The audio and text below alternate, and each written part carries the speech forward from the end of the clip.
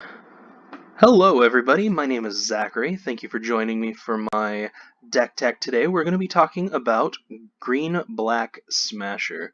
So, I'm super excited for this deck. Towards the end of last standard, I played a lot of Black Eldrazi. Um, I really liked its matchup against Aetherworks Marvel. Aetherworks Marvel has been banned, which I'm not sad to say. However, I think Eldrazi only got better with some of the Hour of Devastation cards. So we're going to go ahead and talk about this deck here today and sort of go through the categories of cards that I've got in here and talk about sort of overall game plan. And hopefully, here in the next couple of days, I'll be able to get a couple gameplay videos posted as well. So let's go ahead, let's start talking about our top end. The whole reason I call it Green-Black Smasher, I just want to smash some face with some Reality Smasher.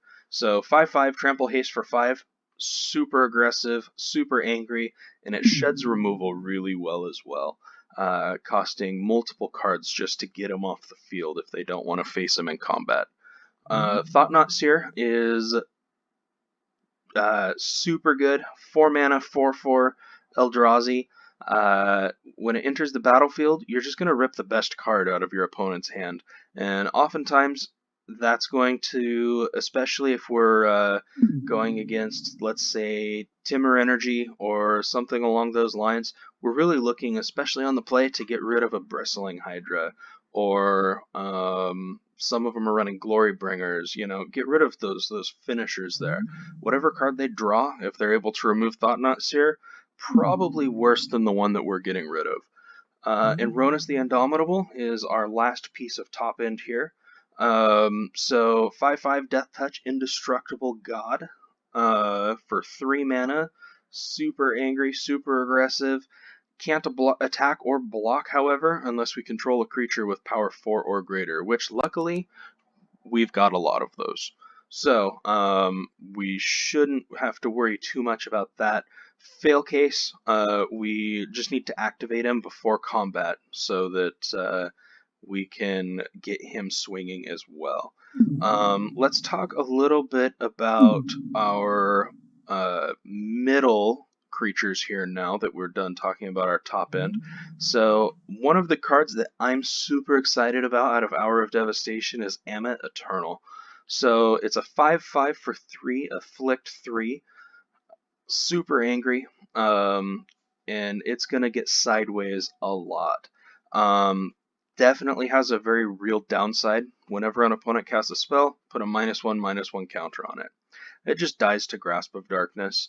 But hey, if we didn't play a single card that died to Grasp of Darkness, we wouldn't be playing anything. Getting it sideways, no matter what, whether they block it, whether they kill it in combat, whether they don't block it, even better, it's still doing some serious work for us. Catacomb Sifter is another key player in here that is sort of a little bit underappreciated, I think. It's a 3 mana 2/3, and it comes in with a little 1/1 Eldrazi Scion. Really what I'm looking at, though, whenever another creature you control dies, scry 1. So it forces your opponent to start deciding how they're going to use their early removal. Are they going to get rid of that Catacomb Sifter and prevent you from being able to dig for more gas, or are they going to get rid of that Thought-Knot Seer that you dropped the turn after? No matter what they do, they need to start making decisions, and when decisions are being made, sometimes it puts your opponents in positions where they're just making wrong decisions. So Catacomb Sifter is a super, super good card as well. So I've got 2 of those in there. Aethersphere Harvester, not really a creature, but it's going to be a creature when we need it to. Nice thing, Catacomb Sifter's buddy comes in and crews Aethersphere Harvester right away if we want to go ahead and do that. Comes in with 2 energy. It's a 3/5 flyer, and you can give it lifelink for when that matters, especially against some of the aggressive decks. That is definitely going to matter. Our low end here, you'll notice that this is fast and aggressive as well. So we've got some Glint-Sleeve Siphoners, 2 mana 2/1s that get you some energy, especially if we can drop one of these guys on turn 2, it's pretty reliably 4 to 6 damage before your opponent really has good blocks in a lot of cases. They either want to be swinging or they're not able to put together good blocks. And it's going to get you a couple energy, as well as potentially replace itself with another card if you want to use the energy that way. And really, we care about the damage. Scrap Heap Scrounger, super flexible, doesn't care what kind of mana you use to cast him. He's just 2 mana for a 3/2. Downside of not blocking isn't as much of a downside in this deck. We want to be turning sideways. We don't want to be waiting around and seeing what our opponent does. And then the recursion is super valuable as well. I've got 7 pieces of removal here, so we're running the full set of Grasp of Darkness. 2 mana, -4/-4. It's very efficient, especially at instant speed. It can get rid of a Heart of Kirin if we need it to. It can seriously shrink a Gideon if they're throwing a Gideon sideways at you. Whatever the case may be, Grasp of Darkness is going to either shrink it or kill it and allow you to kill it in combat, or allow you to just kill it outright.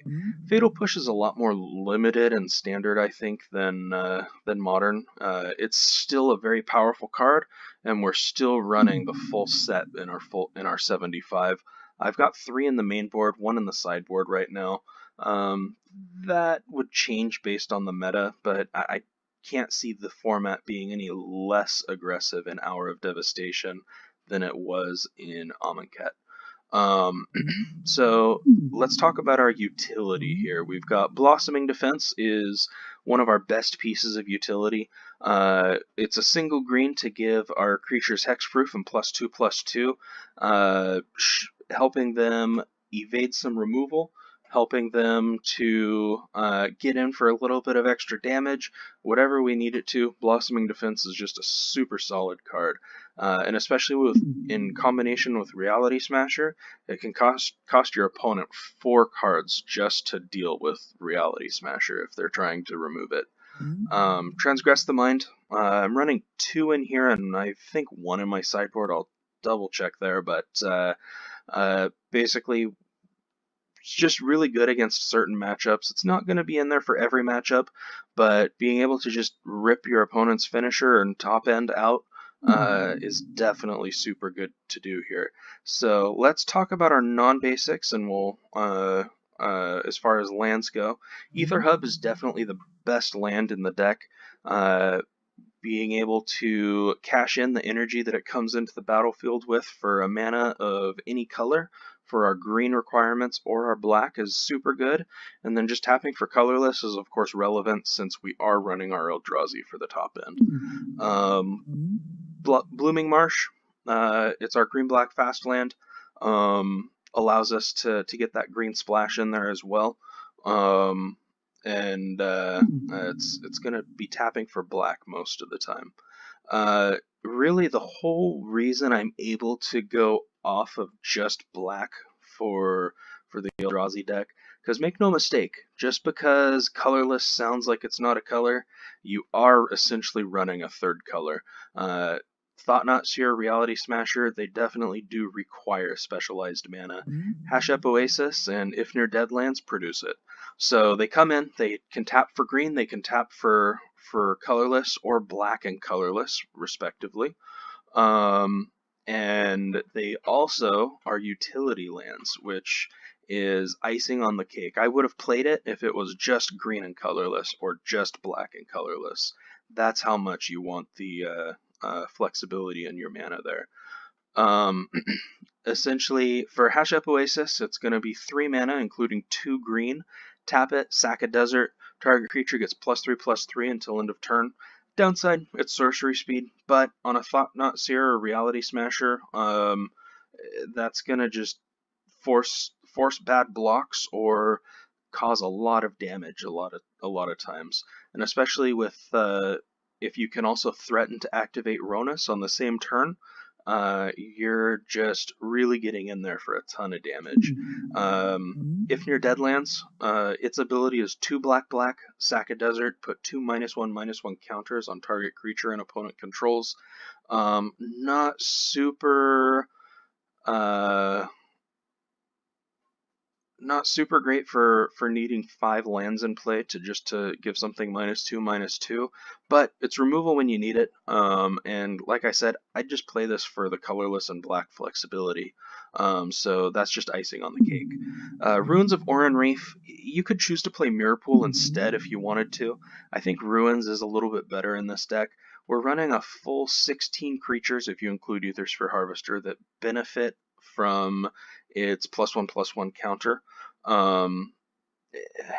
Mirror Pool, you can copy a creature if you want.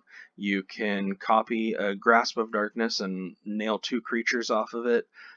You've got the flexibility there, but I think just putting the extra counter on that Reality Smasher or Scrap Heap Scrounger on turn 3 and turning sideways with a 4/3 instead of a 3/2, I think that's more valuable right now. I could decide later after playing a few games that it's just not, but as it stands, I think that this is definitely the 60 that you want to take into your matches. Let's talk a little bit about our sideboard. Not going to spend a ton of time on here. We've got 2 different Lilianas. Death's Majesty is I think much better against a deck that's super heavy on creature removal. Or that's running a lot of counters. If you can sneak a Death's Majesty onto the battlefield, creating a 2/2 black zombie token every turn while putting 2 cards in your graveyard is definitely something that for a +1 ability is super valuable. And then the -3, returning a creature from your graveyard to the battlefield, that's super relevant as well. You're probably never going to use her -7, but just the ability to play her and then immediately bring back a Thought-Knot Seer or a Reality Smasher or an Amit Eternal, you're getting tons of value right there. And then Liliana, the Last Hope, we all know what she does. Her -2 is the reason that we're going to play her in this deck. And again, this is mostly control matchups and matchups that are removing a bunch of your creatures. You're going to just return a creature card from your graveyard to your hand, and you're going to try and cast a Reality Smasher again. And you're just gonna see what you can do there. Her +1 is relevant against some decks that are running a bunch of 1 toughness creatures. My guess is we're not gonna see quite as many of those as we care about for the control matchup, though. So Gifted Aetherborn helps shore up our aggressive matchups. It's a 2-mana 2/3 Death Touch Lifelinker. Black is a real cost, though. We're running 18 sources of black in this deck, which sounds like a lot, but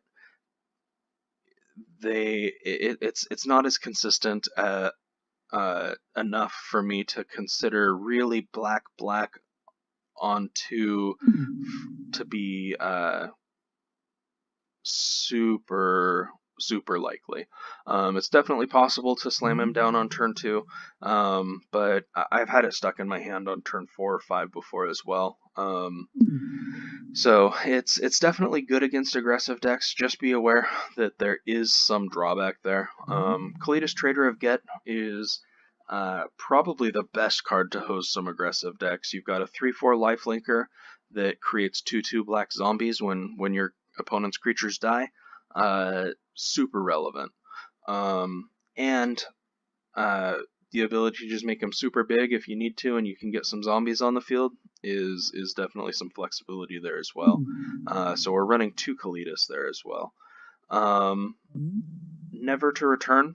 It's just a flexible removal spell. Sometimes we're going to be in situations where we want to load up on some removal, and having Never there is definitely something that we want. And Return, sometimes late in the game, we're just going to want somewhere to sink 4 mana, and making a 2/2 black zombie for 4 mana isn't necessarily super efficient, but it's something to do when we need something to do.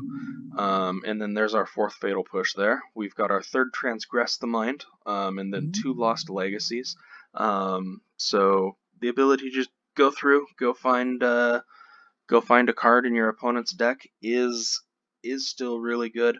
I think that Lost Legacy is definitely something that you're going to want 2 of. I don't think you're going to want to go higher than that though.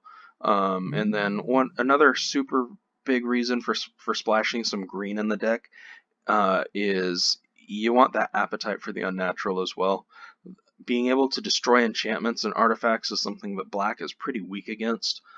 So against some of your vehicles matchups, you're going to want to bring in appetite. Against some of your, maybe zombies matchups, you're going to want it for their Liliana's Masteries. If you just can't beat zombies once they become, 4/4s or whatever the case may be, appetite being an instant allows you to sort of blow them out in combat if they think they've got a good attack and you can remove a Liliana's Mastery. So this is Green Black Smasher. I hope to get some gameplay videos up in the next couple of days. But in the meantime, leave me a comment. Let me know what you think about the deck. And we look forward to talking with you again. Thank you so much, guys.